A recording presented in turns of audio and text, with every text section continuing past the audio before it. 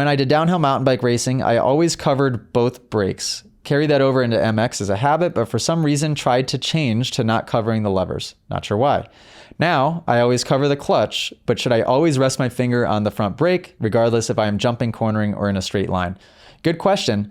I ride with my fingers over the controls 95 to 99% of the time, almost always. If you see a picture of me, my fingers are probably here. Few reasons. One, I like to have access to the controls extremely quickly and conveniently. Two, I feel like it helps me hold the bars a little bit less instead of just death gripping. And then three, when I have my fingers on the controls, I do feel like it promotes me holding more in the triangle grip to be able to create that rider triangle instead of the death grip, which really creates and promotes the elbow tuck in, the forearm pull to pull yourself forward, and the back hunch. You can see me even as I sit here in my chair, how I'm doing this as opposed to this. This is how Jet corners. This is the secret to cornering. This is how a lot of the other guys corner. This is how I used to corner my whole life. This is how you get arm pump. This is how you crash. This is how you get tired right away. This is how you make mistakes. So yeah, get in the habit, Mark, of, it's not going to kill you, not having that pointer finger over the front brake all the time, but get in the habit of it. It's only going to help.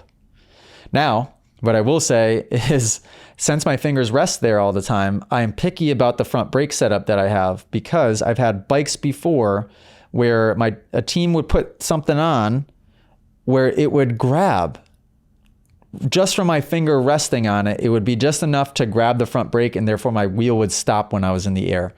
And I remember, I can't remember what team or what year, there was a year in Supercross where I complained about this for a few weeks straight and nobody believed me. I'm like, I'm taking off and my wheel is stopping in the air. And what it was doing, it was creating like this weird, if my bar was turned and you hit the front brake, it kind of dips you, and it dips you like pitch sideways. So it wasn't good.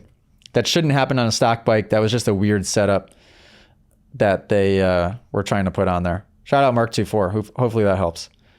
If you guys enjoyed this podcast clip and you want to listen to full episodes, you can do so on Spotify and Apple Music. If you want to send in your own video submission, you can join us in the Moto Academy family inside of the Moto Academy app by just going to themotoacademy.com. That's also where you can sign up for a class. Okay, guys, see you next episode.